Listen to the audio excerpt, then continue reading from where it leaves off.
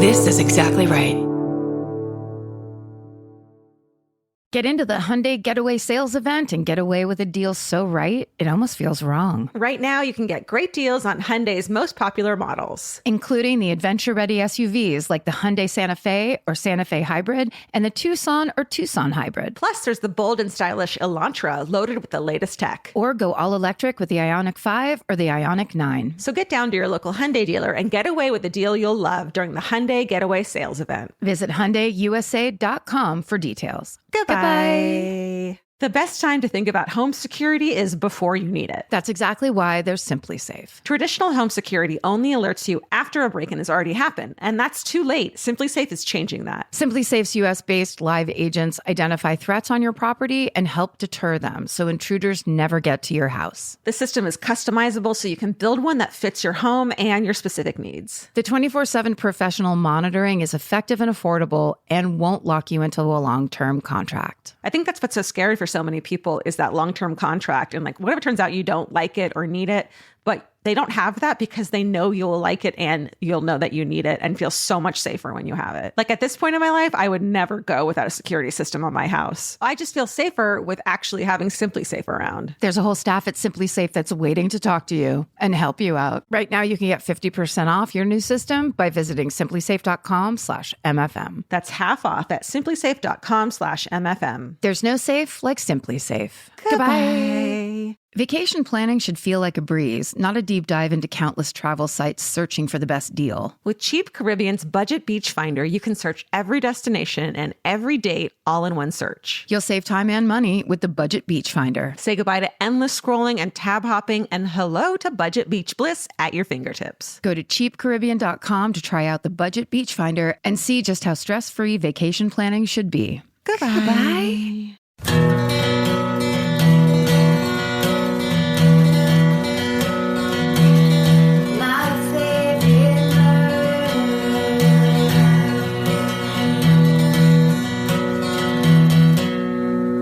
Hello. And welcome. This is My Favorite Murder. It's a true crime comedy podcast that we do for you bi-weekly. Weekly. It's weekly. Oh. Well, then the other one. Right. It's twice a week. Yeah, so twice a week, but this is the long form version. This is the real one. The other one's fake. It's fake. It's more of a holdover. Yeah. But this is the real deal. Right. And that's Karen Kilgara. And that's Georgia Hardstark. And that's who we are. Stephen Ray Morris is holding down the ones and twos. Steven's there. Elvis is on my lap. All is right with the world. That's right. You have your nice mug of tea. I'm literally drinking some what Georgia described as lemon balm tea. So I hope there's a little bit of melted lip balm in there. I hope that's what you gave me as a gift. My gift to you. Mwah. Oh, can I tell you? So, you know, these dumb tea bags with their dumb tea things. And their dumb quotes and shit. Yeah. This one just says, be curious. Fuck you. We're curious about what the fuck lemon balm tea is. Also, I'm going to. Yeah. Don't fucking tell me. As if they think that you're just like this boring person living your life and then you need tea to come tell you how to live your fucking life. Listen, lemon balm, you don't know me. You don't know my family. Stay out of it. You don't know my level of curiosity. I'm up your ass. I've already Googled you. Right. Lemon balm What tea. if your name is Jonathan Van Ness and you have a podcast about being curious already? Right. And Jonathan Van Ness is like, I need to do more for you, T? Yeah, he's like, oh, I guess I should cancel my podcast because I'm not curious enough, according to T. Sorry, lemon balm. Oh, Jesus, T. What more do you want from our lives? Get out of our face. Hey, speaking of fall things and all the fall living your life tea things, we'd like to give a shout out to Circleville, Ohio. And their Circleville Pumpkin Show, which is really a festival, so I don't know why they call it a show. I mean, I feel like that's part of the charm of the Circleville Pumpkin Show is that they think they're a show. And you can go. It's October 17th to the 20th in Circleville, Ohio. We're not going, but you should fucking we would go. I would a lot of people have tweeted and said, are you guys going to make a surprise appearance? I wish. And I truly I would love nothing more, but we have to go up to the Pacific Northwest this weekend, so we can't. That'll be great. That'll be balmy and lemony too. Yeah, there's going to be tons of lemon balm tea up there. Yes. But please, if you're anywhere near Circleville, Ohio, which means near Columbus. It's Columbus. Yeah. That's where it came out of our live Columbus show from last year. The Circleville Pumpkin Murders. No, the Circleville Letter. The letter writer, the mysterious letter writer. Then did for Drunk History. Oh, right. Too. Yeah. That I forgot while you were telling the story. That's how drunk I was. You had a recovered drunk memory, which is the best. Ever want to know if the show is real, if people really get drunk on it, just know I couldn't remember that I had done that. I didn't remember the story. Until you were like, hold on a second. I'm having this seems horrible familiar memories of this. And just in case if you're a pageant person, you can run for Circleville Miss Pumpkin, right, Stephen? Is it Miss Pumpkin? Yeah, I believe it's Miss Pumpkin and then there's Little Miss Pumpkin. Right. I'm going to run for Little Miss Pumpkin. There's 2 ways to be beautiful at the Circleville Pumpkin Show. Get over there and see how you rate. Wear a murderino so you can identify other murderino people. You guys can all gather, eat. I hope there's fried pumpkin there because that's absolutely my favorite food in the world. Fried pumpkin? Anything with pumpkin in it I want to eat. And I don't mean pumpkin spice. Fuck pumpkin spice. Okay. I want when I get tempura and that fucking piece of pumpkin is in there fried. Oh, yeah. I'm going out of my mind. I see that it is very delicious. I agree. What, Stephen? Say it. Oh, there's a pet parade. Oh, my God. On Friday. Next level. Holy shit. Pets will be there in their costumes. There's no reason not to go to the Circleville Pumpkin Show. Elvis, I'm dressing you up in solidarity. And sending you out in a FedEx box. Sorry, buddy. You're going to appear as a FedEx box. At the Circleville Pumpkin What Show if this Elvis weekend. bursts like a cake bursts out of a FedEx box? Like a stripper. Like the stripper he is. We have more news to announce. Yeah, more. That's their project. Yeah. We have our own project. Do you want to go first or want me to go first? Well, I guess it's pretty big news. A couple people have tweeted and asked us this when we announced the book. Right. We wrote a book called Stay Sexy, Don't Get Murdered. It's being written as it was a dual memoir, is what they're calling memoir. it, which I think might be the first of its kind. That's right.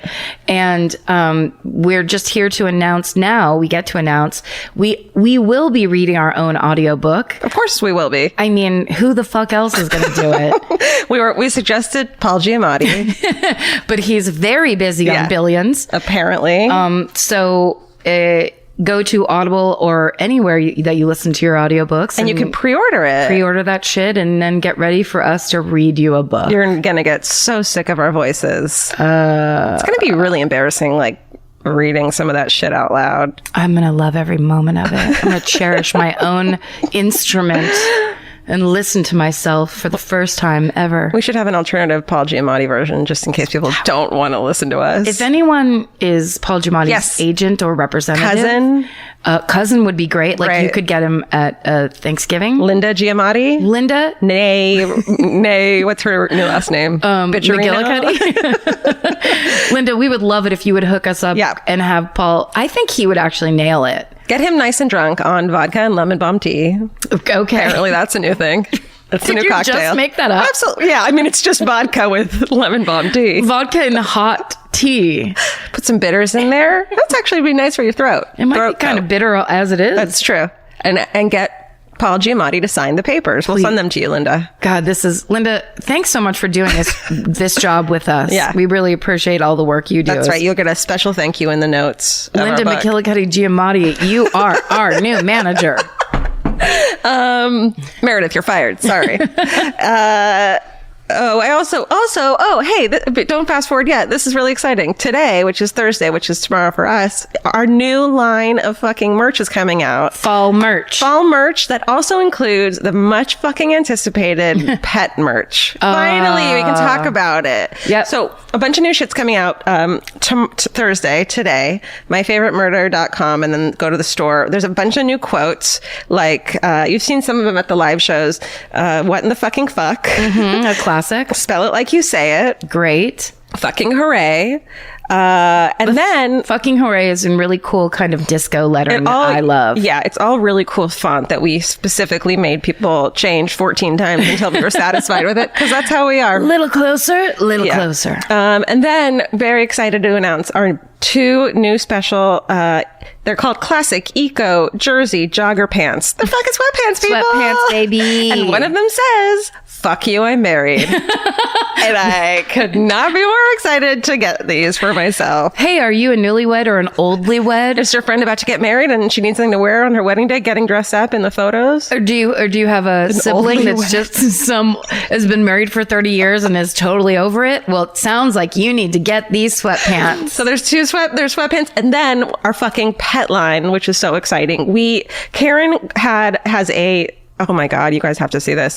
So it's the dog, Karen's dogs. I'm coming out with a fiercely private That's right. T-shirt You tell 'em. of Frank and George that Chris Fairbanks drew, who I do the other podcast, Do You Need a Ride with, and he's an amazing graphic designer and illustrator. So he drew a picture of George drinking water out of the glass, like the video that I posted about 6 months ago on Twitter, and then a picture of Frank, who's basically, I think he's smoking a cigar. It looks like a cigar. He's smoking a cigar. And it says in beautiful font first. It's like such a cool punk rock shirt. I love it. But then, hey, if you're not a dog person and you're a cat person, our friend Michael Ramstead, who created the really beautiful chalk outline, like cartoony drawings of us that we use all the time and The love. earliest, I think, drawing of us. Yeah, that he did for us. And we were like, can we buy that from you? We love it. He's so talented. He did an Elvis design for us. It's Elvis Want a Cookie, and it's fucking cool as It's shit. so cute. It's got Elvis on it. I love it. And then we also have those that are available for pets, for like dogs, t-shirts. Yeah. Your dog can wear a shirt of my dog. And then if your dog is an asshole or hates everyone, there's one that says, here's the thing, fuck everyone. That's a dog shirt. Yes. I don't need to tell you. There's more. There's even more.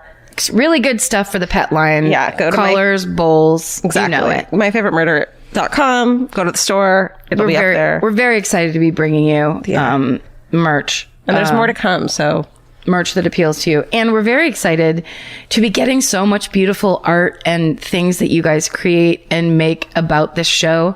One of which, a person named Callie Lawson, who is Callie Lawson Art on Instagram, drew a picture of Cody the Chainsaw Chicken, which was a story that we just did like this week on the minisode. Monday. It came out Monday. And I think she immediately drew this picture, and it is hauntingly beautiful. Gorgeous. It's a child on a BMX bike with a chainsaw slung over just his how shoulder. you described him, that you wanted him to be looking up at a fucking utility pole. He's In the in- most, you don't even see his face, and the way he's looking at it with like reverence and awe. He's about to do some shit. And his like little ears are sticking out because he's a kid. Oh, it's beautiful. Thank you, Callie Lawson, so much. It's a wonderful picture. Yeah. And thank you once again to Nick Terry, who has made yet another hilarious video of the wheat woo conversation we had about Georgia not being able to whistle. And what's his Instagram? He started a new Instagram of just the MFM animations. So you can find them all in one place. That's cool. MFM_animated. Okay. Wow. On Instagram. That's It's rad. so great. Thank you, Nick Terry. And he'll be at our Seattle show, so we should give him a shout out there. Oh, very cool. Okay, finally, we'll stop talking. Speaking about live shows. We're not going to fucking ever stop talking. Oh, I forgot that's what our whole podcast is. That's all this is. Halloween show. It's on Halloween. You've heard of it. It's at the Microsoft Theater. It's going to be literally fucking huge. 7,000 fucking people. What's up, Los Angeles? I'm terrified. Karen and I are dressing up as a surprise costume, and everyone's been asking, should we dress up? Yes. We highly recommend dressing up in costume. Every person I run into is like, I'm going. I immediately ask what you're going to dress up as. It's going to be great. So yes, dress up. Steven. Steven has an announcement. I love that you did this. I just wanted to, so people, our costumes could be very colorful, and I just didn't want anyone to get kicked out, Good. Just in lose case. an essential part of their costume. Yeah. So hatchets probably Right. don't bring. any weaponry of any kind, Right. do not bring it with you. Even though you're Michael Myers and you're Yes. like, but it's my thing, don't bring a knife. Yeah. So, it's all that common sense stuff. And then I guess if you want to bring like a poster or a banner, a red flag, it has to be smaller than 11 by 17 and not on a pole. That seemed like the most important thing to know. But Not on a pole. So like not on a stick or anything. Yeah, it's Or like you can- don't bring a stick to or don't let it strip for a living. Oh. Either way. I mean, if you can make a living stripping, go What? for it. Ain't no thing, baby. No. yeah. That's a Missy Elliott quote. Yeah. And that's pretty much it. Shoes for safety. Please wear shoes. Okay. That's basically it. You can't go as the barefoot Contessa. Oh my God, is someone going to do it now? The maybe a zombie barefoot Contessa. I love it. Okay. Okay, this is an email that got sent. And this is off of the last live show we posted was from Durham, and I did the Lawson family murders. And that was the story. Well, I'll just read this to you. Okay. Hi, hilarious people in your menageries. I loved seeing you in Charlotte. I gave you the treasure chest with a mini Elvis for Georgia and $2 coins for Karen. I have that mini Elvis. It was at the bottom of the bag when I unpacked. You stole No, it was just in the bag. God. I'll give it back. Damn it. So listening to your live Durham episode, though, I was horrified / delighted to hear Karen tell the story of the Lawson family murders. I'm an English teacher, and while I currently teach college English, my very first teaching position was at North Stokes High School, a stone's throw from the old Lawson family property. Ooh. I knew nothing about it, but on Halloween that first year when I let the kids tell scary stories instead of, teaching them things, the kids collectively told me the entire Lawson family murder story. I love that this class full of kids was like, yeah, and then my mom said that. I love it. Did she say high school? Because I'm imagining children in her. She, first high school, yes. Oh, great. Well, I'm like, my mom told me. It's because she said the kids collectively. Yes, yeah. Okay. It's much cuter if it's first graders. Okay, so I didn't believe it at first, but I did notice that I had quite a few students with the last name of Lawson. And come to find out that many of them were descendants of the Lawson family. They all knew the gory details because they'd all grown up hearing their parents talk about it. One student, get ready, has a great aunt who, all caps, still owns her stolen cake raisin. No. Yep. Preserved in a small glass box. Holy shit. I tell the story. There was a cake that was on the table when these murders happened. It was a Christmas cake and it had raisins sprinkled on the top. Gross. Georgia was very upset about raisins on a cake. Yes. We talked about it forever. Someone ended up buying that cake and keeping it for a while. Apparently, this person's great aunt stole the cake, a raisin off the cake when she did her walkthrough and then kept it in a glass box. Okay, so we're back to the letter. That was all me talking. Okay. Naturally, I demanded to see it and she brought it in for show and tell a week later. The kids offered to take me to the Payne Road location, but I declined because, teenagers are already scary enough. Another weird connection, the Payne family that the road is named, Red Payne was my great uncle. Wow. Of which she's saying the Payne family that the road is named after. Got it. Red Payne is her great uncle. That's a terrifying name. Best Susan. Then she tells a whole big long ghost story that I can't get into now, but we will save it for a different mini-sode. Please do. Yeah, I got a ton of letters of people from that same show who were like, yeah, those are my family members too. The Bitter Blood Murders, which I'll read at a hometown at some point. I think that happens when it's like the small town infamy. Yeah. That's what's so scary about picking murders for live shows is that you don't want someone like at the Dublin show when someone goes, what did they say? That's my cousin. You're like, oh no, are you mad at me? They were so into it. They were great. Cool. All right. Anything else? I think that's, this was just an email from this is actually awesome. This is the Minneapolis Murderino group. And it says, Dear MFM fam, inspired by the Yogarinos, I hosted a couple of social movement classes yesterday at 6 Degrees in Minneapolis, which I guess is a yoga studio. We raised $500 for End the Backlog. We also showed that even when the world seems inexorably fucked, we can still do things to support ourselves and others. My fellow teachers wanted to in on the do-gooding, so now I'm organizing a full series. Every second Sunday of every month, one of our teachers will host a free class with donations going to a nonprofit they care about.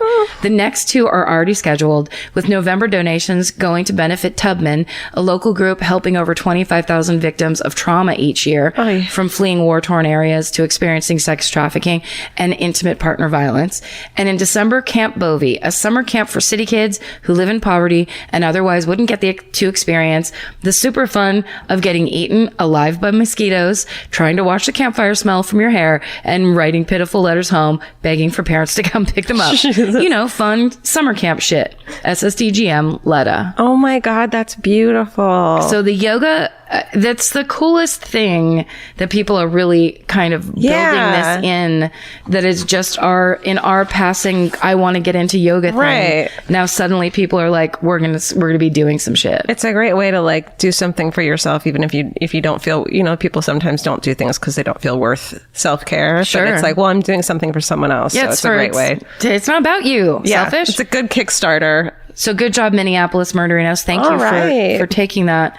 And I would just like to say, yes, the yoga has fallen away, but the swimming has taken over. Amazing. And I just ordered, based on someone's recommendation on Twitter, I just ordered a waterproof iPod that I can listen to while I swim my laps. That's a thing?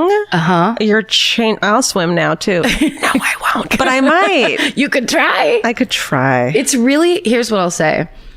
Not drinking coffee and swimming is like the most relaxed and low key I've been in 3 fucking years. Wow. Congratulations. Thank you. I'll drink my canned wine to that. I also just on a personal note, slammed my elbow into the wall right before I left my house to come over here. And it feels broken, and like it feels like my entire arm is broken. Oh shit. You know when you like hit, it's red. I was is it? Mm-hmm. I was walking full speed into the kitchen and just was putting my purse over my shoulder at the same time. And clonked into it. Just right on the edge. It looks broken. It's broken. It looks like it's falling off. Ooh, I think it's gangrene. I say gangrene. Now I'm doing the Scarecrow from Wizard of Oz. Yeah, it's pretty fucking... All right, that's just a personal update. No, I love it. I appreciate it. It feels like we haven't recorded one of these in so long. I know. Want to get it all out. That's right.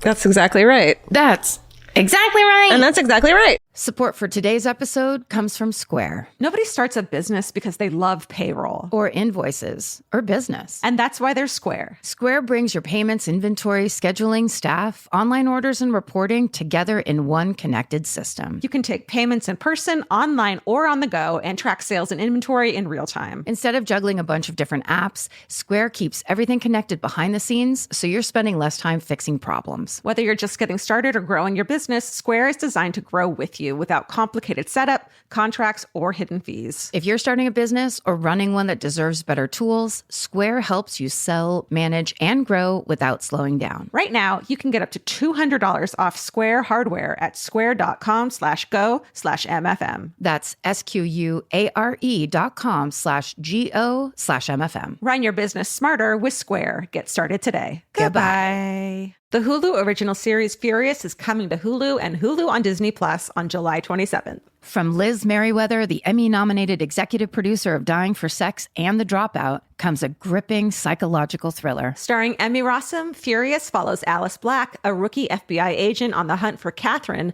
a mysterious and calculating female serial killer. It's Alice's first case on the job, and she's already bitten off more than she can chew. While Alice believes justice is achieved through law enforcement, Catherine has lost all faith in the legal system. She's taken it upon herself to terrorize the rich and powerful men of New York in her pursuit of vengeance. As Alice and Catherine's twisted game of cat and mouse unfolds, the lines between good and evil and right and wrong begin to blur. With shocking crimes, tangled relationships, and secrets that change everything, Alice discovers there's a thin line between hunter and prey. Watch the Hulu original series Furious on July 27th. Streaming on Hulu and Hulu on Disney Plus for bundle subscribers. Terms apply. Goodbye.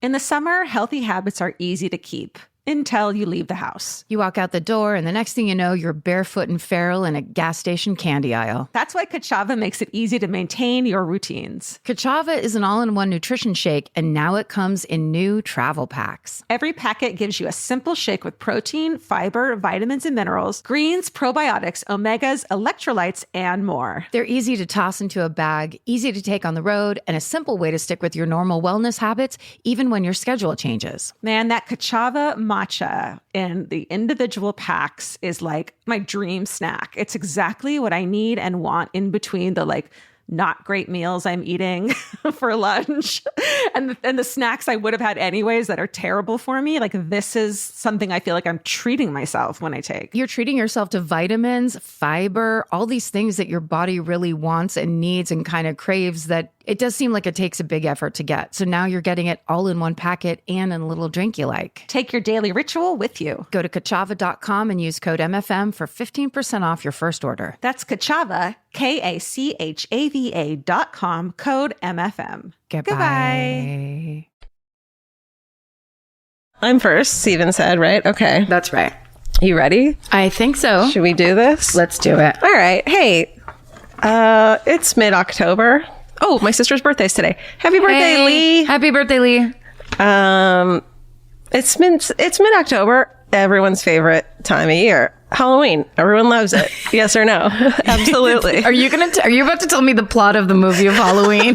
I am going to read you the original screenplay of the movie Halloween. Love nothing more. There's so much silence. I was just like, I didn't really prepare this week. So no, but I am going to go in a weird direction, and I'm going to describe and explain some instances and the urban legend and the truthiness to it of poison Halloween candy. Yes! This is great! Yay. I'm glad you're here with me. Listen, I would like to go ahead and thank almost exclusively Snopes.com. Nice. One of my favorite time wasters back when I had a desk job. Yeah. And our old friend Wikipedia. Best info right there. That, as a married couple, is all you need on the internet. I mean, you're the smartest person in the fucking room. Yes. At your desk. You could actually use Snopes on Wikipedia. Oh my God. Not a bad idea. No. I just thought of that for myself. For the future. Snopesopedia. What if that's a new thing? Will somebody invent this new third thing and then give us a cut? Yeah. And then we'll just read from that. No, I'm not reading. I kind of am. Okay, I'm not. Okay. So let's start with it. All right. So the stories of crazy people passing out poison candy or candy that has razor blades or needles in it has been around for fucking decades as an urban legend. It makes sense because every 364 days of the year, we tell kids, don't take candy from strangers. That's right. And then one day we're like, go get free candy from strangers. It's the candy purge is really where all the rules are gone. That's right. You could do what you want and you can stab people. It's very confusing for children. It's so crazy. And you can stab people. What isn't fucking confusing for children? I mean, kids are pretty stupid. And everyone lies to them constantly. That's right. Just constant lying. That's exactly right. So, actually, I didn't know this, and Snopes told me. Ann Landers, go ask Ann Landers. What was it called? Dear Abby. Thank you. They each, it was two sisters. That's right. And they each had columns. So one was Dear Abby and one was Ann Landers, I think. Okay. I think they're two different because one's Dear Abby is Abigail Van Buren. Okay, then Ann is Go Ask Ann Landers. Her column. She published a column in 1995 that said, quote, in recent years, there have been reports of people with twisted minds putting razor blades and poison in taffy apples and Halloween candy, which is like, well, you're spreading that. Go ask Ann. And also, sorry, Ann, but taffy apples are from 1920.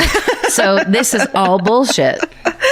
Okay, and according to Snopes, since 1959, there have been around 80 reports of sharp objects in food, and some hospitals and police departments, they've started to offer to X-ray the candy in children's that they got before eating, which sounds like a blast for kids. And actually, I first heard about that when Vince told me about it. Oh, really? That when he was a kid in Michigan, outside of Detroit, they'd get dressed up and go trick-or-treating and then not get home and go through any other candy, then go to the police station and have it fucking X-rayed. And I asked him for more details, and he's like, no, it just happened like every year. So that was standard in his town. I think it was standard in his town. He's like, it sucked that it was also true that his family all worked in the police department. So I think that they insisted upon it. Yeah. But yeah, it was standard. That's what kids did. That's amazing. I always thought all of that was bullshit. I thought that was just as much a story as the razor blades themselves. That part's true. I don't know if it's still happening, but I imagine there's got to be some towns. All I remember is my mom now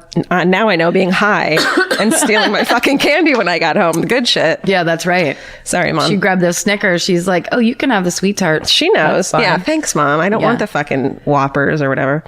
But the majority of those reports turned out to be hoaxes, and even when the stories were true, it was usually a family member fucking with someone else in their family, or a little kid being like, look, there's poison on it, but he had dipped it in poison and not eaten it and shown them, and then just being a little shithead.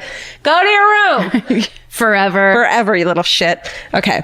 So I'm going to tell you some stories of when it was true-ish, kind of. Okay. And why, and maybe that helped the rumors abound. Sure. Well, because you only really need one of those stories for people Right. to freak out, because it's like it's somebody once a year is going to try to kill your child with Right. a hidden thing. And a lot of these are like something happened and it blew up in the media. And then when they found out what really happened, that didn't get covered as much. So in people's minds, it's true. Yeah. So let's start in 1964. The normal media cycle. Right. Yeah. So in 1964, Helen Fleal, I don't know how to, Pfeil, spell it like you say it. Yeah, that looks, I think Fleal is good. Feel. In Greenlaw, New York, she was a housewife and she got caught handing out packages of inedible treats in what she described as a joke. She had become annoyed that a bunch of trick-or-treaters were showing up that were like teenagers and too old to be trick-or-treating. Yeah. And so she was pissed off at them. And so she was like, I'm going to make up these little packages to give out to the little bratty 16-year-olds. Okay. In the packages were dog biscuits, steel wool pads, and arsenic-laced ant poison buttons. Oh, no. So she'd somehow do that. She was crazy. She was crazy and kind of a bitch. Okay. Right? Yeah, you can't give people arsenic of any kind. Even if it's a joke. Even as a hilarious joke. A jokey prank. But they were clearly marked poison and labeled with the skull and crossbones. So yeah, but you could have just written that somewhere and been Right. like, get it, I'm trying to poison you, and not actually do it. yeah. What if one of the kids had eaten it? Teenagers, they're really stupid. Carol would have been like, oh, well, ha ha ha. Yeah. I'm so funny. So she told the teenagers that the packages were a joke when she handed it out. It sounds like she was just trying to be the cool aunt. Oh, okay. And then She was a little high. yeah, right. No one was harmed at all, but even so, the potential to harm was there. So she was charged by the police. She pled guilty to endangering children and eventually received a suspended sentence. Wow, dang it. Helen. Oh, no. She really regretted that hilarious joke. Joke's on you, Helen. Helen, I get it. When you're always trying to be funny, Yeah. it really fucks your life up. I get you. In 1970, 2 days after Halloween, a 5-year-old kid named Kevin lapsed into a coma and died 4 days later. And it came out that his family said that he had eaten some Halloween candy that was shown when they tested it had been sprinkled with heroin. Oh my God. Right. It's so awful. It was reported as a real life example of what happens on Halloween, but what less likely was reported was that when police investigated further, they found that the boy had gotten into his uncle's heroin stash, consumed it, and in a attempt to cover for the uncle, had sprinkled the candy themselves with heroin. Oh no. I know. That's just tragic all It's around. horrible, but it's in people's minds, there was a connection there. Right. It's awful. In 1990, a 7-year-old Santa Monica girl named Ariel died on October 31st on Halloween while trick-or-treating. While she was trick-or-treating, the police feared a mass random poisoning, so they immediately conducted an intense door-to-door search on the street where she had collapsed. They thought other kids might have gotten poison Halloween candy, so they blocked off the street. They took all the kids' candy and questioned everyone for several hours and interviewed residents and Halloween trick-or-treaters. Yeah, the only kind. The only kind of trick-or-treaters.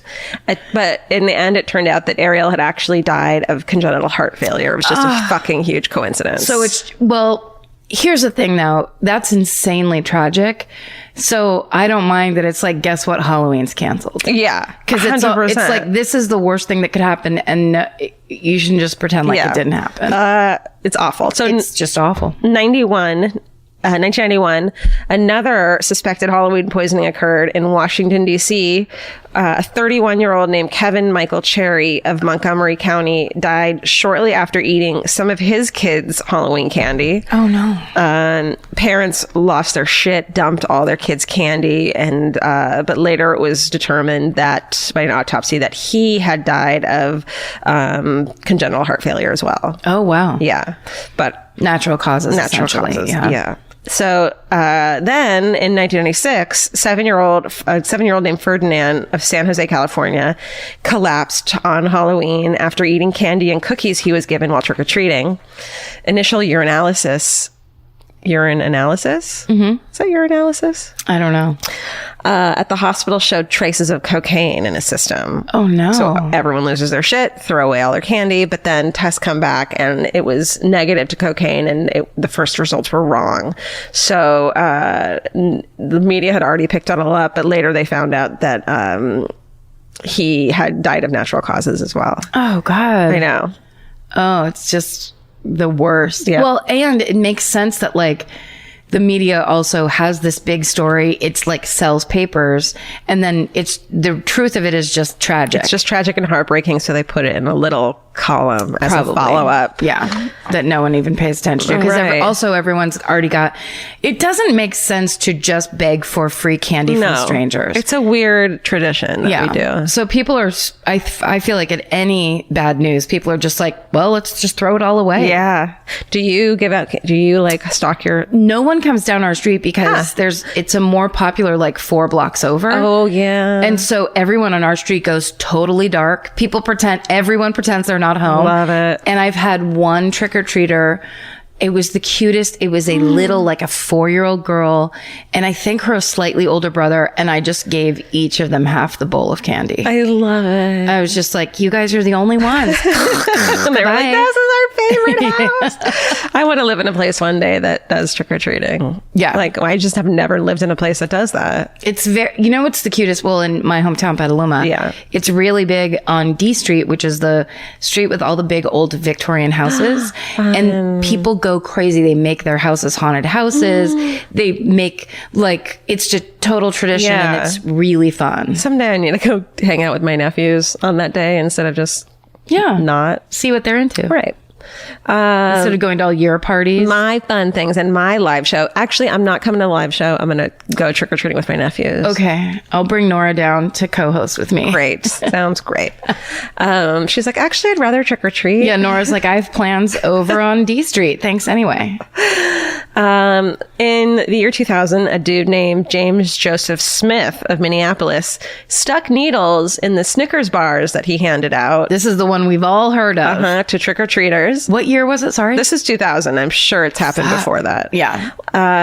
There were several children who bit into the candy bars, but there was only one teenager who was pricked by one of the needles, and it wasn't like bad. But if I'm pricked by a needle, I'm like, I'm dying. Take me to the hospital. Yes. And also like a needle in your mouth, anywhere in your mouth is very upsetting. Terrible. But police charged Smith with 1 count of adulterating a substance with intent to cause harm or illness. I mean, that's really throw the book at him. Yeah. How about charging him with just being a fucking creep? A creepy dude and a dick. And an asshole. And keep your children away from him. 30 to 60 years. Boom. For those charges. Did you know that? Sounds harsh, but have you ever met a creepy dick? Yeah, you'd want them to go away for 30 years too. Promise you. Minimum. And then in the town of Hercules, California, that's near you-ish? Not really. Okay, great. In 2000, again, some trick-or-treaters, so these trick-or-treaters come home and they're like, Mommy, Daddy, why are these little Snickers, the individual miniature Snicker bars, like done up like little packets, and there's some weird oregano in them. So they find these little packets of pot tied up in these fucking Snickers bars, like packages. Like when they open the Snickers, it's pot? Yeah. So that really did happen, and the police are like, wait, what the fuck? The homeowners apparently weren't my mom because they were like bummed about it. Yeah. Because they called somebody What if that was the whole time my mom was like, I'll take this one, and this one? It was just her dealer like hooking us up. You had just been drug running for your mom? In the 70s? Once 80s? a year, yeah. Mom, I don't think it's October 31st. Just go out with your pillowcase. Go trick or treat down the street. So they find the house where they had gotten the little baggies of pot, and the homeowner was like, wait, what the fuck? Like, the homeowner legit didn't know what was going on, and the police believed him. He's telling the truth. Turns out this dude worked in the dead letter office at the local post office. And he had found a bag of miniature Snickers in the dead post stuff. You know what I mean? Yeah. And he had found that with along some like canned food, and the post office was like, here, take this to the local charity. But he was like, well, I'm just going to take these Snickers and pass them out at Halloween. Oh, but it turned out that the candy was probably just someone's attempt at smuggling pot through the mail. And what a great attempt it was. Great. Yeah. This guy should go to prison for being a stupid idiot and stealing from the charity too. I don't know. You kind of love him. I Bumbling old. His name's Herb. Bumbling old Herb. He's just kind of like, he knew he had to have candy for the trick-or-treaters, but he didn't want to spend that $5. And he's also he's giving it away. It's not like he's making money off of it. And he clearly didn't open, like, he's actually a miracle case, in my opinion. He didn't open and try to eat any of them himself to then know. He could have made a lot of money off of that and given that to charity. Dude, that's what you give the teenagers. Right. And show it to them first. Make him give you some money. Karen's got it planned. I've got it. Okay. Finally, we've gotten to the real fucking deal. Okay, here we go. Yes.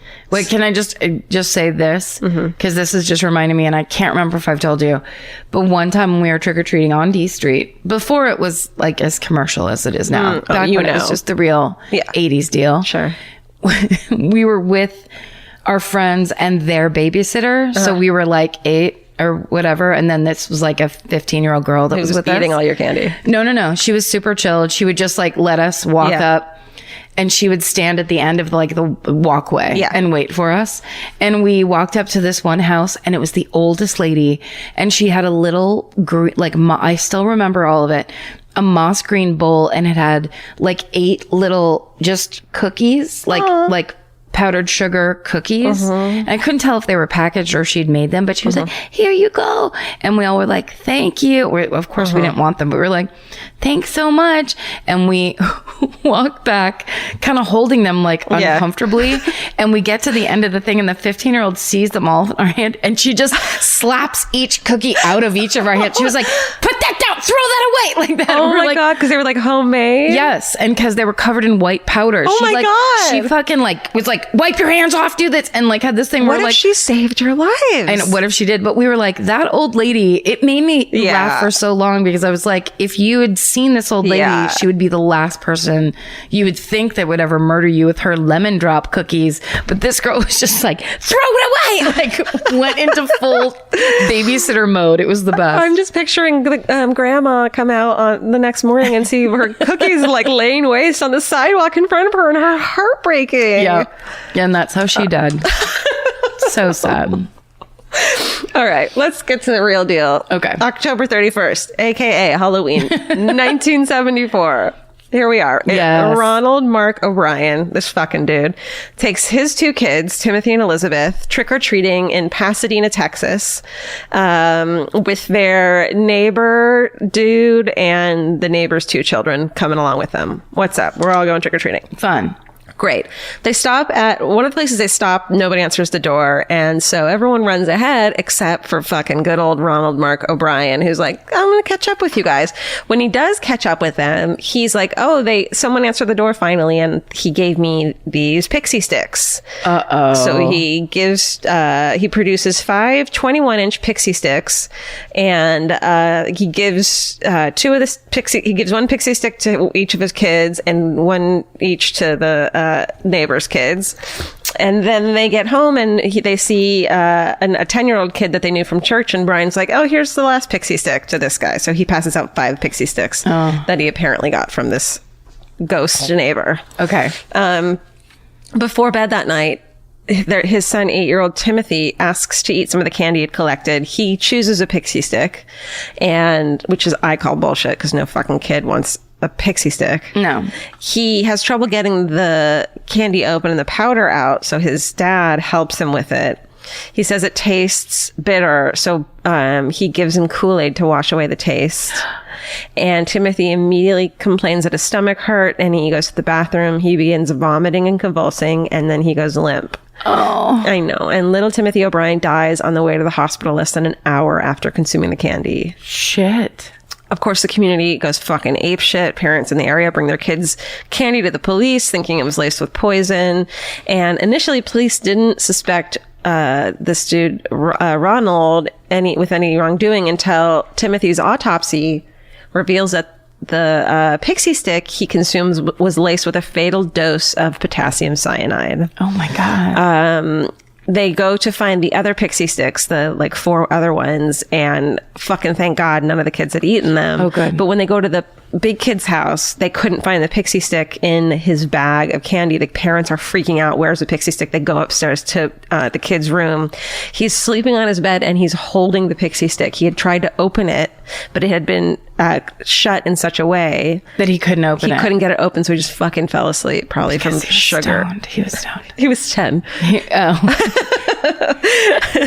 Oh my God, that's a miracle. Yeah. It was sitting with him. That mother cried so hard, then God. she slapped everyone around her. Wouldn't you just be like, slapping them. Damn it! Don't ever scare me like that again. Don't you ever she's slapping the pixie stick back and forth across its face. Oh my God. She rubs a little of it on her teeth just to make sure. Let's see. Okay. So all 5 of the pixie sticks, turns out they had all been tampered with. They had been opened, and the top 2 inches had been refilled with cyanide powder and then resealed with a staple, which is why this kid couldn't open the fucking thing. And like, according to a pathologist who tested the pixie sticks, the candy consumed by Timothy contained enough cyanide to kill 2 adults. While the other 4 candies contained dosages that would kill 3 to 4 adults. Jesus Christ. Yeah. Even stronger. Mm-hmm.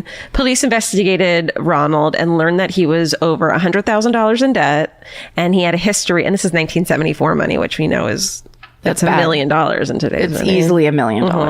And he had a history of being unable to hold down a job. He was going to get fired soon. His car was about to be repossessed. He had defaulted on several bank loans, and the family home was about to be foreclosed on. And of course, he had also taken out life insurance policies for a large sum of money on his children.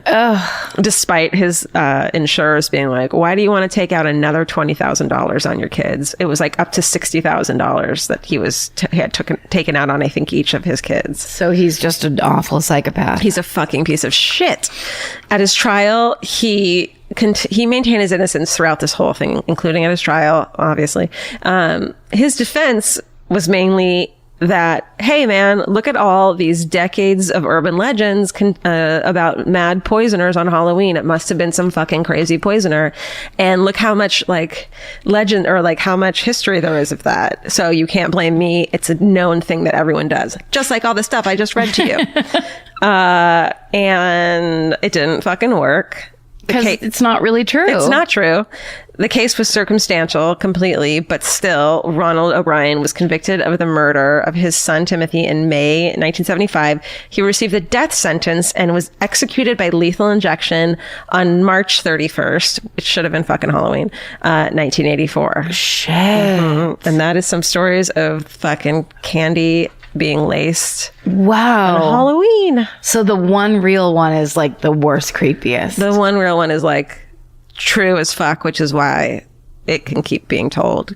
Because it's like, it's true, but it's not what you think it is. It's true, but then it's the lie of like, but this is what people do. Right. Which is like, no, but they don't. They kill their kids and their family for fucking life insurance money. That's what they do. That's the truth of it. Yeah, the husband did it. That's the real trick. And it's not a treat. The trick of life is that the life is no treat. Support for today's episode comes from Square. Nobody starts a business because they love payroll Or invoices. Or business. and that's why they're Square. Square brings your payments, inventory, scheduling, staff, online orders, and reporting together in one connected system. You can take payments in person, online, or on the go and track sales and inventory in real time. Instead of juggling a bunch of different apps, Square keeps everything connected behind the scenes, so you're spending less time fixing problems. Whether you're just getting started or growing your business, Square is designed to grow with you without complicated setup, contracts, or hidden fees. If you're starting a business or running one that deserves better tools, Square helps you sell, manage, and grow without slowing down. Right now, you can get up to $200 off Square hardware at square.com/go/MFM. That's SQUARE.com/GO/MFM. Run your business smarter with Square. Get started today. Goodbye. The Hulu original series Furious is coming to Hulu and Hulu on Disney Plus on July 27th. From Liz Merriweather, the Emmy-nominated executive producer of Dying for Sex and The Dropout, comes a gripping psychological thriller. Starring Emmy Rossum, Furious follows Alice Black, a rookie FBI agent on the hunt for Catherine, a mysterious and calculating female serial killer. It's Alice's first case on the job, and she's already bitten off more than she can chew. While Alice believes justice is achieved through law enforcement, Catherine has lost all faith in the legal system. She's taken it upon herself to terrorize the rich and powerful men of New York in her pursuit of vengeance. As Alice and Catherine's twisted game of cat and mouse unfolds, the lines between good and evil and right and wrong begin to blur. With shocking crimes, tangled relationships, and secrets that change everything, Alice discovers there's a thin line between hunter and prey. Watch the Hulu original series Furious on July 27th. Streaming on Hulu and Hulu on Disney Plus for bundle subscribers. Terms apply. Goodbye. Capture your favorite summer feeling with Pandora Jewelry. Discover a collection inspired by the sunshine, freedom, and unforgettable moments that make the season so special. Whether you're planning a weekend getaway, gathering with friends, or simply soaking up every sunny day, Pandora Jewelry offers meaningful pieces designed to celebrate your unique story. From sun-kissed metals that catch the light beautifully to personalized pieces ready to be engraved with your summer mantra,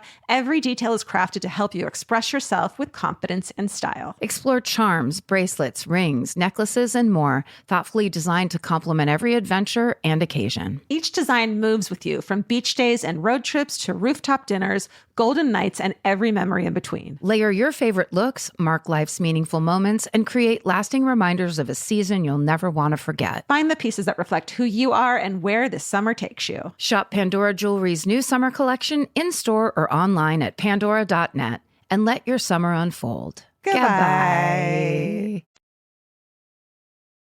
So this was one of the stories, and I think I told you when we were in Medford, Massachusetts.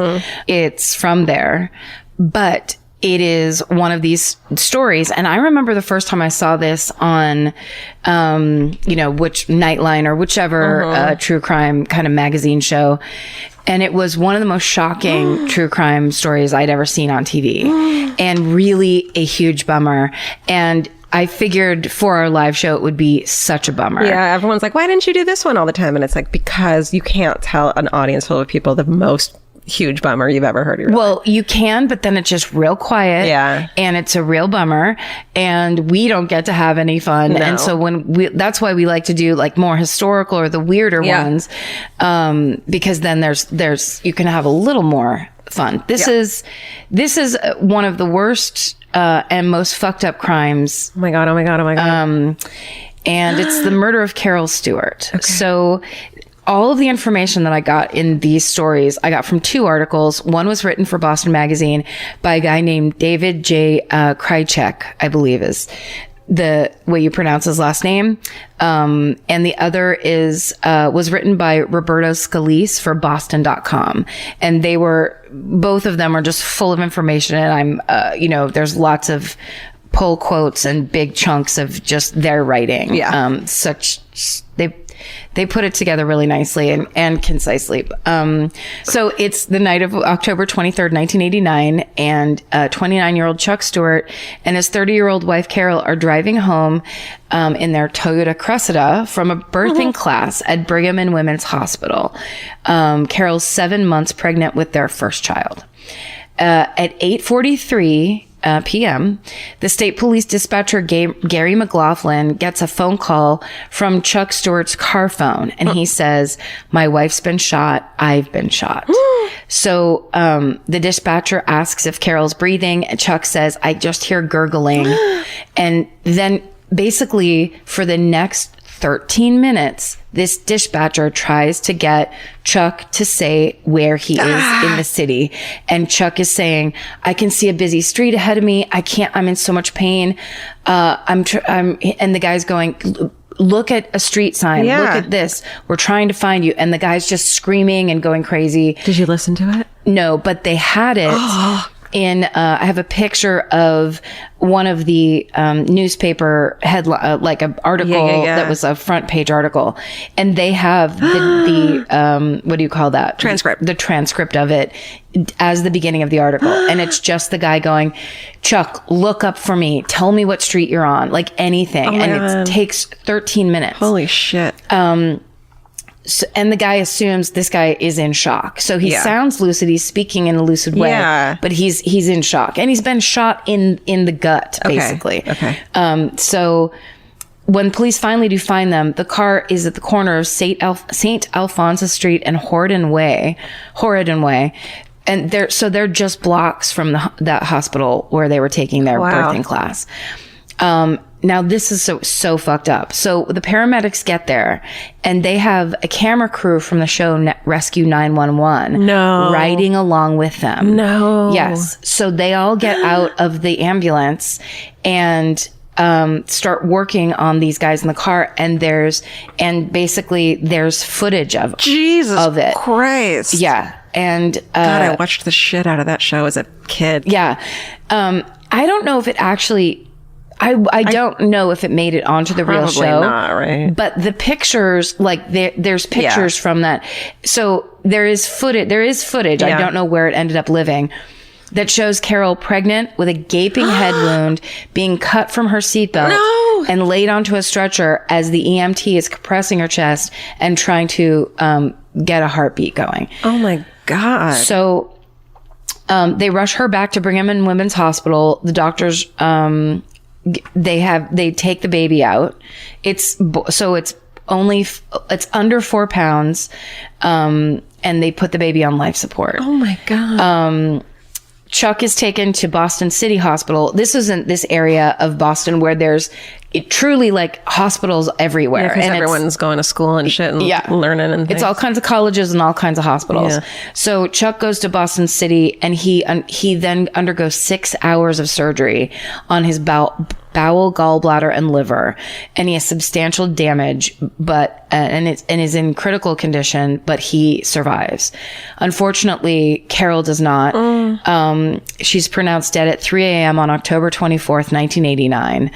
So 4 days later, on October 28th, Carol is buried in Medford, Massachusetts, which was the town the area we were in. Yeah. Because that's where she was from. Oh, honey. More than 800 people, including Boston Mayor Ray Flynn, Governor Michael Dukakis, and Cardinal Bernard Law attend her funeral. Wow. And Chuck is still in the hospital, but he manages to write a eulogy for his wife's funeral, and it is read by a family friend. And this is what they read. "Good night, sweet wife, my love. God has called you to his hands, not to take you away from me or the happiness and gladness you brought to me, but to bring you away from the cruelty and the violence that fills this world. He said that for us to truly believe, we must know that his will was done and that there is some right in the meanest of acts. In our souls, we must forgive this sinner because he would too. He, capital H-E. My life will be more empty without you, as will the lives of your family and friends. You have brought joy and kindness to every life you've touched, and now you sleep away from me. I will never again know the feeling of your hand in mine, but I will always feel you. I miss you and I love you, your husband, Chuck." I want to cry and get really sad and emotional, but I'm scared he did it, so I feel not ready to cry about that. Yeah, I would stay in a neutral place for now. That's what but I don't want to ruin it for you. No, that's okay. I feel like just the pattern of these things has ruined it for us. It's ruined. I'm like, do I feel for him and cry, or okay. Can I point out why I think your instincts are telling you, hey, dry those eyes. Okay. Because the line, "In our souls, we must forgive this sinner because he would too." Just something I italicized. I'd like to go ahead and allow Vince to have hate in his soul for whoever kills me one day for the rest of his life. Right. And that's fine. Yeah. Because when we're so quick to forgive the sinner, like this is still the funeral. Yeah, let's get past this, everyone. Yeah. Okay. Let's give it a year. Okay. So 2 of Chuck's brothers act as pallbearers, carrying Carol's casket during the services. And then on November 9th, at 17 days old, their baby dies of respiratory failure. So it's 2 deaths. So then when the police talk to Charles Stuart, he tells them, get ready. Here I am. Boston, 1989. You got a car phone, bro. A black man with a raspy voice invaded their car that night. He said the man took cash, the car keys, jewelry, and Carol's Gucci bag. But before he left, he started saying he thought that Chuck was 5-0. He thought he was a plainclothes cop, and then he shot both of them. Jesus. And Chuck said that on the first shot, he ducked, and that's why the first bullet hit him in the abdomen, and the second shot hit Carol in the head, killing her and ultimately the unborn baby. So when all of this hits the newspapers the next day, the city goes into a complete furor. The Boston Herald runs a headline that says, quote, a terrible night, with this huge picture and it's a really disturbing picture. Carol is slumped toward the driver's seat. Her hair's in her face. Her mouth is open. There is blood on her shirt. While Charles, who's in the driver's seat, his shirt has blood. It's ripped open. He's grimacing, and it looks like he's fighting to get out of the car. It's really graphic. Why would you post that? Because it's fucking front page story. It's headline news. And because this was the height of the crack epidemic in America. Right. So all black neighborhoods pretty much in major urban areas were just overrun with violence and crime because of the crack epidemic. And then on top of that, this Rescue 911 footage and pictures like this really made it real. It was just like, this random shooting, this random crime. And here it is. Pregnant woman. A pregnant woman. A couple leaving their birthing car or whatever. It's like the ultimate in innocence. Right. And the ultimate in whiteness, these two people. And here's why it's okay for your racism to exist. 100%. It just underlines the story. So in David Kraychek's article, he says, quote, but with a black perpetrator and white victims, it fit comfortably into this nation's deep-rooted prejudices about race and crime. Yeah. In Boston, white paranoia was running high as the crack epidemic intensified violent crime in black neighborhoods like Roxbury, but it wasn't long before an ugly racist murmur underscored white Boston's empathy for the Stuarts. Mayor Ray Flynn seemed to sanction that attitude when he pledged to, quote, get the animals responsible. Oof. Yeah. In the fucking press. Within days, there are calls by lawmakers to reinstate the death penalty. Jesus. Frank Bellotti, a former Massachusetts attorney general who was running for governor, told the press, quote, I'd pull the switch myself. Wow. And along with those incendiary statements, the press was comparing the Stuarts to the Kennedys, with the Boston Herald running an article about their lives with the headline, quote, Dreams of Camelot. Oh my God. Yeah. So she was really beautiful. And they were really successful. They lived in a really nice part of town. And this was that kind of thing where they symbolized like the up and coming white couple. Right.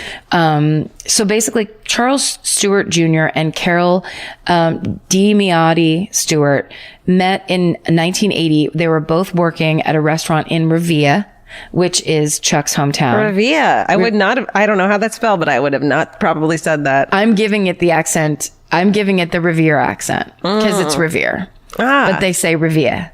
Oh, Revere. Did you see the movie? I love it. Is it The Boxer? The Fighter? Yeah. The Christian Fighter. Bale? So good. I think that took place in Revere. Oh my God. So Carol is from Medford, as I said. So is the Black Dahlia, by the way. Oh, that's right. And so she graduated from Boston College. Then she went to Suffolk Law School and graduated from there. The two of them got married in 1985, and she went on to a lucrative career as a tax attorney. And Chuck becomes the manager of a fur salon on Newbury Street. Jesus. He makes 6 figures a year being the manager of a fur salon. I mean, people like their fur. I'm covered in it right now, and I didn't even have to pay anything for it. Yeah, seriously, if you look at my sweatpants, it looks like I'm the manager of a fur salon as well, but mine's volunteer. Right. Okay, so they live in Revere. No, they don't live in Revere. I want them to. They live in. It is spelled Reading, but I bet it's Reading or some bullshit like that. Spell it like you say it. The neighbors were later quoted in the paper to say that they remembered the couple, quote, lingering over a goodbye kiss each workday morning. Oh, she had no idea she married a monster. Yeah. This kind of was reminding me of the, what's the Bay Area one recently? Scott Peterson. Yeah. Lacey Peterson. Exactly, because they're both pregnant. Yeah. Okay, so Chuck's car keys... they turn up in the Mission Hill projects in Roxbury. Weird. And so police add 100 extra officers to go start kicking in doors and randomly frisking young black men looking for the, quote, black man with the raspy voice and the black sweatsuit with a red stripe. Yeah, you can't do that. They do. And city councilor David Scondras was quoted as saying, quote, "You can't help but wonder if what you're watching is a class situation, that it's all right for the poor to put up with an enormous amount of shootings and killings, but presumably if you're white, upper income and suburban, maybe that changes things. That's sad." And Leslie Harris, a public defender familiar with the case, is quoted in the Boston Globe as saying, quote, "The police kept telling the kids that they'd have to come to take a ride with them. The way they intimidated these kids into making statements, some heads should roll." Shit. And they really did do that too, because 2 weeks after the shooting, a 15-year-old boy ends up telling police that his uncle, Willie Bennett, had bragged that he was the killer. The boy immediately recanted, but the police didn't care because they already had the name. And 39-year-old Willie Bennett was also the perfect suspect. He had spent most of his adult life in jail, and he had a long rap sheet with instances of violent crime, including he once threatened a cop with a shotgun in 1981. So it was open and shut right there. On November 11th, the Boston Herald gets the scoop, and they print that Willie Bennett is the prime suspect. And then a Norfolk prosecutor named Louis Sabadini calls Bennett a mad dog running amok in the press. On December 28th, Chuck Stuart picks Bennett out of a police lineup. And when he did, they say that he had a strong physical reaction when he saw Willie Bennett in the lineup. Yeah. So it looks like everyone's like, we have our man, and this case is solved. Until the twist. On January 3rd, 1990, Chuck Stewart's 23-year-old brother, Matthew, contacts the DA and asks for a meeting. And in that meeting, he confesses to a shocking secret. Turns out the murderer was not a black man in a black sweatsuit with a raspy voice. Carol Stuart and her unborn child had been shot in cold blood by none other than the grieving husband himself, Chuck fucking Stewart. Dude, this 23-year-old brother comes forward and is like... And listen to this shit. Oh my God, tell me everything. He says that his brother asked him to drive by the scene and take the purse that had the gun and the jewelry in it, and then go drive and throw that purse with all that evidence in it off the Dizzy Bridge and into the Pines River. And his brother paid him $10,000 to do that. And so basically, and he said he didn't know that Chuck was going to shoot Carol. He just had agreed to come by and do this thing for $10,000. So had she already been shot when he did it? Yeah, he must have, because he was getting rid of the gun. Right. But Matthew said he didn't know that that was the plan. He was just there and then was given this bag. Holy shit. But once he was there, he knew what happened. And he kept doing it. Yeah. So, but he basically, oh God, is there video of his interrogation or confession? Oh, I don't know. I want to watch But there's pictures of him in the paper. So basically he then kind of talked to the press after this. But Did he carry her fucking casket? Yeah, that's the next thing I was going to read. Okay, sorry. Is that, no. Him and his brother, who he confessed to 2 days later, their older brother, Michael, he went and he told him that this was actually a murder. And then they went and carried her casket at her funeral knowing the truth. Oh, I want to see photos of them carrying the caskets. Yeah, you can find all of this. I mean, that's the craziest thing about this entire crime is it was so meticulously and insanely covered in the paper that like every moment of this crime is in the paper. Oh my God. And Matthew says that he finally came forward when he realized Charles had fingered Willie Bennett for the crime and that he knew an innocent man was going to go to jail for the murder that his brother had committed. Wow. And a year later, Matthew Stewart was found guilty of obstruction of justice and insurance fraud. So he did time for this, for being a part of basically aiding and abetting. Okay, so now the fucking DA and the authorities know that it's actually Chuck Stewart. It's like the hardest 180 that all of those people who are like hell bent on the storyline that they have to fucking give it up. They have to turn it around. So there's a citywide manhunt for Chuck Stewart. And it turns out that he had checked in at the Sheraton in Braintree in room 231. And on the night of January 3rd, he calls down to the front desks and asks for a 4:30 a.m. wake up call. Oh no. And at sunrise on January 4th, 1990, commuters report an unoccupied Nissan Maxima is stopped on the lower deck of the Tobin Bridge.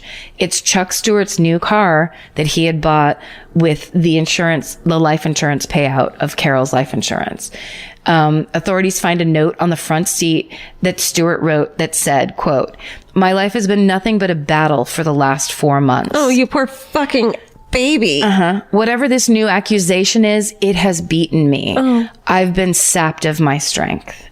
So he doesn't cop to it. He doesn't admit it. He acts like he's been pushed to this because of this accusation. Where his brother told the truth.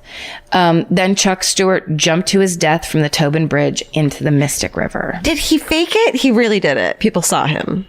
They pulled the body out. Did they pull a body out? That was my next question. They pulled his body out of the river. How have I yell this so often. How have I never heard of this? I know, isn't it crazy? I remember seeing this story when I was like in my early 20s, and the way they set up that turn was so perfect because they make you get racist. They make you go, get him, yes. And you see, like, Willie Bennett was brought into, they had him in court for the charges. And he's sitting there, like, in his, jail clothes. And he's kind of got his hand on his head. And it is like, but of course, when you look at that through the eyes of someone before all of this information, it's like, there's the monster that killed those poor people. Well, stories like this make you check and reevaluate what you believe the media tells you and and the biases you have once you see that everything is a story that's portrayed a certain way. That, might not even be close to the truth. And it's the implicit bias thing where, as a white person, you're reading the news in a way where you don't have, don't have automatic empathy for people of color or somebody that's different from you that might be seeing this from a totally different. Or the minute you hear that they were on crack, or that the minute you hear that they were a sex worker, or that they lived in the projects in Mission Hill, then they don't deserve as much empathy as you do, or they deserve things that happen to them when really these are all things that have been thrown at us too, including the quote crack epidemic, which if you look into it was a systematic way to make Black people, less powerful, to addict them to drugs, send them to jail. Exactly. Fucking look it up, man. I know. Oh, and here's the thing too. These are stories. These kinds of stories, I think, we avoid a lot of the time because it's gross injustice. It's gross racism. We don't want to fuck it up. We don't want to tell the story wrong. We don't want to get the information wrong or whatever. But I think the way everything is happening in this country right now, it's part of that thing of people just dropping the fucking storyline that you're holding on to, that you're innocent, you didn't do anything, or you're not safe racist because you live in a good neighborhood and you don't live in, or somehow you're immune to things because, But that basically that you should be immune to it. That these kind of crimes, that kind of crime is okay. If it's happening in that bad, quote unquote, bad part of town, it's not your problem if it's happening over there. But if it comes into your part of town, then everyone should go crazy. So it's obviously a huge issue in the justice system in this country. It's a huge issue when you talk about it happening for Black people, for Native Americans. for sex workers, all of it. It's just that you're treated differently if you're different than the status quo. And if you're marginalized and you're not empowered and you don't have fucking money, as we all know. We need to look into why those things are happening and why people don't have money and why people are addicted to crack and have to sell crack and have to go into sex work or want to go into sex work, of course, but. And also kind of more immediately, we have to stop privatized prisons. Yeah. That people make money for arresting disenfranchised people who have no support, no money, and no representation. Yeah. And then those people are lost in the system and people make money off of it. Right. That should not happen. It's the same thing of why one person of color will go to prison for selling a small amount of weed, and another fucking white person will talk about the soaps and lotions that they sell and their weed brownie parties and shit, and it's fine. And it's all fine. It's not okay. It's not okay. And I think these days that's all coming to the surface. People's voices are being raised who need to be heard and need to be listened to, where we're all learning about this as like suburban white gals of a certain age. We are now coming to understanding about this in a way that we just didn't know before, didn't ever understand, didn't have to have empathy for before, because it simply wasn't in our lives. Right. Okay. So 73 days after the shooting, all of this news breaks. Everybody is stopped cold. Does he immediately, like, how quickly from when they find out to when he jumps off the bridge? It's like a day. Okay. And the Boston Globe has a headline that reads, "From nightmare to reality, a city is reeling." So it's continuing to play out in the press. And Mayor Flynn calls the case, quote, "a giant fraud on this city." The police and the press and the authorities all blame each other. And lots of people claim after the fact that they were skeptical of Chuck Stewart all along. But of course, there's very little evidence of that, especially since all of it was in the press. Yeah. Every moment of it, you had your chance to be skeptical. And none of those people were skeptical in the least. They not only were skeptical, he was fucking John F. Kennedy. Yeah, right. The New York Times wrote on January 6, 1990, quote, "A vicious round of finger pointing began here today as prosecutors, the police, and the news media began tracing the trail of faulty assumptions, disregarded suspicions, blunders, and perhaps even lies that put the wrong man at the center of one of the most highly publicized and emotionally charged murder cases in this city's history." Jesus. End quote. Mayor Flynn went to the Bennett home to apologize to Willie Bennett and his family, telling Mrs. Bennett that, quote, "what has taken place has been very unfortunate," unquote. I don't know anything to do with fortune. Fortunate or not. Not at all. The Bennett family later said that Mayor Flynn only stayed a couple of minutes and wouldn't sit down when offered a seat.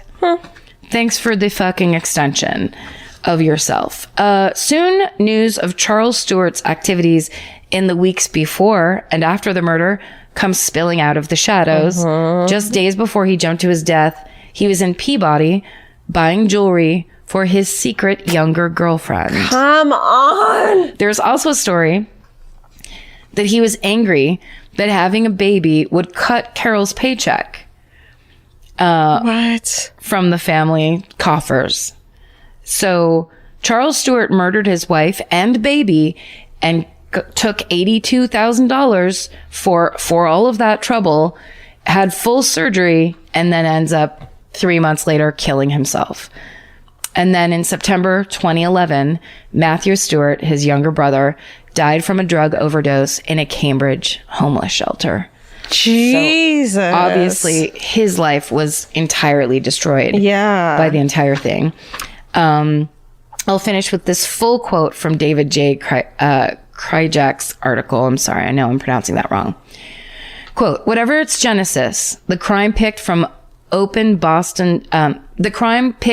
Boston's racial scab 13 years after the busing riots and Stanley Foreman's famous photo of a white teenager using Old Glory as a lance against Ted Lansmark, a black man. When Stewart's deceptions were exposed, the Globe called him, quote, a world-class con man. But he really wasn't. Prisons are full of spouse killers, after all. But Boston's police and the public enabled Stuart with their eagerness to accept his story. Michael Curry, president of the Boston NAACP, is not sure that the case would play out any differently today. Quote, "It still has relevance. We still live every day with the preconceived notions of black and brown boys as, quote, potential criminals." Stuart played on those prejudices. He said to himself, "If I had to accuse somebody of a crime, who would I accuse and where would it be?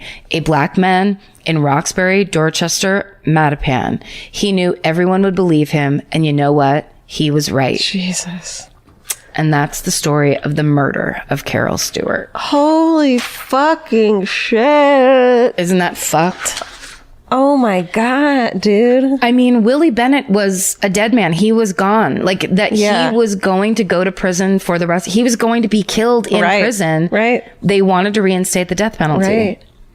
So fucked up. I feel, it's so fucked up. The brother is also a tragic fucking character in it. I mean, because he did the right thing. I'm surprised he didn't get immunity for testifying against his brother, but it wouldn't have mattered. It would have been off the table at that. I mean, maybe there was going to, but because there wasn't a trial, they needed to give someone. Right. Get someone. Yeah. And those cops were like, get somebody. Somebody has to do something to somebody. Immunity probably became off the table once he.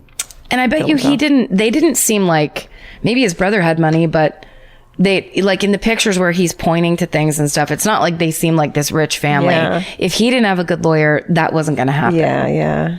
And you can't reward a person for aiding and abetting a crime. I mean, I totally get that. But still. Yeah. Holy shit balls. That was fucked up. It's pretty fucked. Great job telling it. I mean, as I was reading it, I went back and forth because it's like, I don't want to continually ignore those stories that seem to be like they seem to be problematic in and of themselves. Yeah. But they do need to get talked about. Yeah.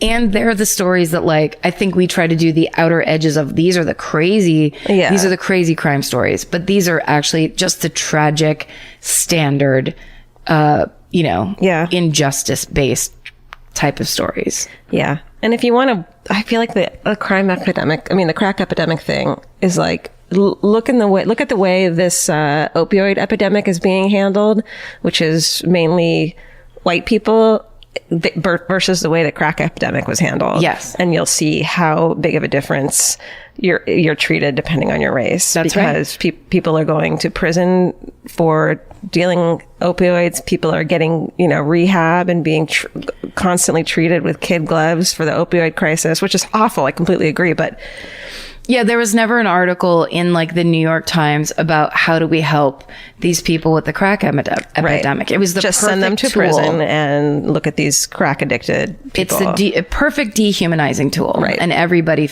most people, white people, fell for it, right? Or just bought that storyline. Yeah, totally. Well, great job. Thank you. Should we do a fucking hooray? Yeah, that's the time. I know mine. Okay. I just keep touching my elbow. Oh my broken elbow. My broken elbow. It's fucking, the new season of Schitt's Creek has come out. Your baby. My baby. I watched it. I accidentally woke up at 5:30, which I do sometimes. Oh, God. And then I remembered that it had come out and I watched it. I think I watched all of it, at least like almost all of it before work. And then I came home and finished it. And it's just as beautiful and hilarious and great as it was last time, even more so. And it's just, if you haven't gotten into Schitt's Creek, it's a little diamond waiting for you. I'm excited to watch it on Netflix. I love that it's waiting there for me. Oh, and I got a sweatshirt. Have you watched it? No. Oh, okay. What does it say? There's a family store that they open. Oh, and you got a sweatshirt of it? It's called Rose's Apothecary, and I got sent a sweatshirt of it. Oh my God. And I was so excited. Have you worn it? I want people to to call it out. No, because it just turned cold like yesterday. Oh, yeah, that's true. And cold by like 72. Yeah, exactly. Light see. Wind kicked up yesterday. I had, my fucking hooray. I woke up the other day late in the morning like I do. And I had this, and I did the whole like, yeah, you got to wake up earlier and get more shit done. And I had this epiphany of, that at like 1 out of 10 effort, I'm I consistently work at like a good 6. And considering my life, that's gone pretty well. But I would think, but my new thing is that I want to just put one extra point of effort into my life. And that made it kind of all seem doable. Yeah. In this, like, all you have to do is walk for a half. Like, what is the one point of effort more than what you're doing right now? Like, yes. Don't start drinking at 5, start drinking at 8, you know, like, yes. Or take tonight off, or go for a walk is the one point of extra effort. Don't flake today on this thing. It's like, that's good. So I'm doing that, and I'm thinking that might help some people too, because I'm always like, you have to be a 10. If you're not a 10, you're not fucking good enough. That's the trick of perfectionism. Right. Is if you're not perfect, fuck it. Right. Which is deadly. Yeah. It's so funny. It's very true, because since I started swimming, and it was very difficult for me to not be able to brag about swimming. Swimming is an extra 2 points. You get another. And once you do that, right. You fold in this effort, then all the rest of the day, like the hardest thing about writing in a room is that there's literally a table filled with all the good stuff from Trader Joe's that just sits behind me all day. Like what? Tell me, like what? Oh, there's every type of chip. Like there's just like a chip station. Flight. Yes. Exactly. Flight. Oh, I'm so glad I'm not a TV writer.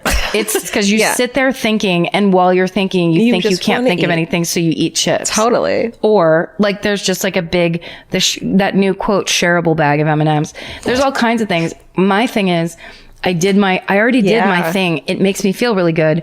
Now I'm just going to I drink some tea and try to not graze. That's great. Yeah. Because you don't want to, what's the word? Like sabotage. Yes. Do you know what desabotage? Desabotage my swimming effort. So that's, So I look at it and it's like, I don't ever have to be a 10. Me as a 6 or 7 has done pretty fucking good in her life. That's and right. I have a good and happy life. If I give it half or 1 point of effort more, well, how great would that be? Exactly. So I'm going to do that. That's great. I don't know what to call it yet. What, 1 point more? 1 point more. 1 point extra effort. 1 point of extra effort. It falls off the tongue. It just falls face first off the tongue. It's perfect. So I think that's great. That's also, because I believe the Japanese have a thing called Kaizen, and that's just small improvements daily. Mm-hmm. And it's essentially it's exactly what you're saying, which is you don't have to be the perfect consummate housewife. Just do the dishes like real time. Yeah. That's my thing. My dad, all growing up, my dad would always go, clean as you go, clean as you go. And I never do it. I just let things pile up. Yeah. And lately I've been cleaning as I go. Yeah. Let's do that with our lives. Let's clean our lives as we go. Let's clean as we go. It feels better. Also, new season of Someone Knows Something is really good. Also, if you're sick of listening about murder all the time, but you still have true crime, and which I'm listening with Vince now because he doesn't like murder. Right. But we are listening to Last Scene podcast, which I also found in Boston. Scene, S-C-E-N? Last Scene, S-E-E-N. Like the last time I saw something. Last Scene is a podcast from the Boston Globe about the 28-year unsolved art heist of Boston's Isabella Stewart Gardner Museum. Yes. It's fucking good, and it's true crime, but it's not murder, which is great. I think I looked that story up. That's how I found it. When we're in a town, we're like, what murder can I see? You look up all these crimes. Yes. And I found Last Scene, and I'm like... That one's great. Was that the one where they were dressed like cops? They broke into a museum. They're dressed like cops. There's some great characters in it. I fucking highly recommend this podcast. That sounds really good. And of course, Someone Knows Something, which is immediately making me cry already. Hosted by hot Canadian lumberjack with all the empathy, David Ridgen. with just a great voice. Great cadence. And you just want to be there with him while he discovers things. yeah, he's great. New season. I love it. Oh, this is we're not getting paid even. No. David, you owe us money. David, we fully support you. And also, can I just say this? Yeah. This is left over long ago. But at the London show that we did in May, so long ago now. Oh my God. I did Jack the Ripper and had kind of an emotional meltdown while I had it. Didn't really realize what a bad idea that would be. No, it was great. It was fine, but it was one of those it was just a bad feeling area. And then it was a great show.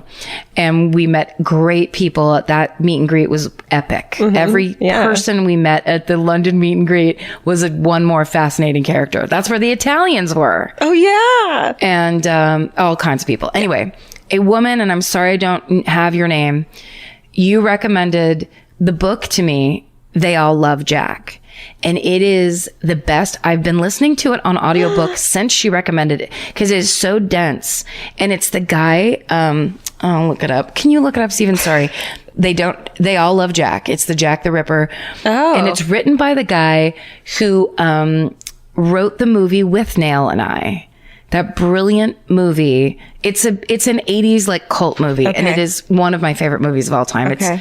It's about two actors that are totally on drugs that try to leave London and just get out into the country for the weekend. Yeah. And it's beyond hilarious. So Bruce Robinson. Bruce Robinson is the writer of the movie With Nail and I, and he has written this scathing expose about ripperology and the bullshit that has been put out and what the truth of like Simple who Jack the Ripper was. And I've been listening to it on and off because it's so dense and the writing is so good. Like he quotes somebody and he says like he's somebody that's telling a lie and covering something up. And so he does the thing and he writes blah, blah, blah. And say the guy's name is Dan Smith. And he goes, blah, blah, blah, blah, Dan Smith shit mouth. Like it's writing like that where I keep going back and re-listening to whole chunks because the writing is unbelievably great. Are we just having a conversation right now over pints? Because he is such a bitch about like how basically over the years ripperology has been taken the lies that have been put out and just gone dramatic and this adding on bullshit like Halloween fucking candy poisoning. It's a total Halloween candy poisoning situation. Meanwhile, Bruce Robinson goes in and does the research and is like, it's blatantly obvious what the situation is. I highly recommend it. What's it called again? They All Love Jack. Okay. By Bruce Robinson. I recommend you do it on audio because the guy that reads the audiobook is so talented and goes in and out of voices. It's great. And anyway, thank you to the person. Please email if you are the person who recommended that book to me so I can say your name because it was such a great recommendation, but it's the kind of thing that like a year later, I'm like, I finally read it. I finally listened to it. We get a lot of really good recommendations and gifts. Yeah. And life. Yes. Best life. Tweet at us what your 1 point extra would be. Oh, nice. Maybe, right? Like my 1 point extra is that I will do the dishes as they come. Sure. That kind of, no, that's not mine. The example is a clean as you go or whatever. Drinking more hot tea. Remember, tea is a medicine. Yeah. And add some vodka if you're me. Jesus, I sound like an alcoholic this episode. I'm really not. Okay. Also, if you're going to add anything to a hot drink, don't let it be vodka. I don't know why you keep saying that. Rum. And maybe Malibu coconut rum. We're also not getting paid by them. We should be. Hey, thanks for listening. Thanks to Steven for editing so much shit out. You guys don't even fucking understand how much shit Steven's doing his work tonight. And then finding names that we can't remember, all the stuff. I mean, we always need you to do that, Steven. That's kind of standard. I now don't even attempt to look things up. I'm just like, just kind of look over my shoulder. Yeah, he's already got his phone up. Steven! Thanks for listening. You guys are the fucking best. You guys... Really, so many great things are happening in our lives. We say this all the time at the live shows, but we mean it to you guys too at home who don't go to live shows and maybe aren't even interested. We really feel very, very grateful for all the things that we have because of the way that this show exploded. Mm-hmm. It's super nuts. Our lives are nuts because of it. Yeah. But in the best possible way. And we're just very grateful. So thank you. We're grateful that you guys have found each other and started this community and we just get to be peripherally part of it and enjoy it and hear stories about it. Hear stories and see you guys make connections and raise money for good causes and, find yourselves and go to therapy and get tattoos. Get cool tattoos. Fucking party. And have art that gets made, and we're just lucky to be part of it. We really appreciate it. And it's very cool to be part of the podcast, the wave of the future, which is podcasting. Everyone knows it. Everyone knows it. Get on board. Listen. Stay sexy. And don't get murdered. Goodbye. Elvis, you want a cookie? The best time to think about home security is before you need it. That's exactly why there's Simply Safe. Traditional home security only alerts you after a break-in has already happened, and that's too late. Simply Safe is changing that. Simply Safe's US-based live agents identify threats on your property and help deter them so intruders never get to your house. The system is customizable so you can build one that fits your home and your specific needs. The 24/7 professional monitoring is effective and affordable and won't lock you into a long-term contract. I think that's what's so scary for so many people is that long-term contract. And like, what if it turns out you don't like it or need it, but they don't have that because they know you'll like it and you'll know that you need it and feel so much safer when you have it. Like at this point in my life, I would never go without a security system on my house. I just feel safer with actually having Simply Safe around. There's a whole staff at Simply Safe that's waiting to talk to you and help you out. Right now, you can get 50% off your new system by visiting simplysafe.com/MFM. That's half off at simplysafe.com/MFM. There's no safe like Simply Safe. Goodbye. Vacation planning should feel like a breeze, not a deep dive into countless travel sites searching for the best deal. With Cheap Caribbean's Budget Beach Finder, you can search every destination and every date all in one search. You'll save time and money with the Budget Beach Finder. Say goodbye to endless scrolling and tab hopping and hello to Budget Beach Bliss at your fingertips. Go to cheapcaribbean.com to try out the Budget Beach Finder and see just how stress-free vacation planning should be. Goodbye. Capture your favorite summer feeling with Pandora Jewelry. Discover a collection inspired by the sunshine, freedom, and moments that make the season unforgettable. From sun-kissed metals to personalized pieces ready to be engraved with your summer mantra. Each design moves with you from beach days to golden nights and every memory in between. Shop Pandora Jewelry's new summer collection in-store or online at pandora.net and let your summer unfold. Goodbye.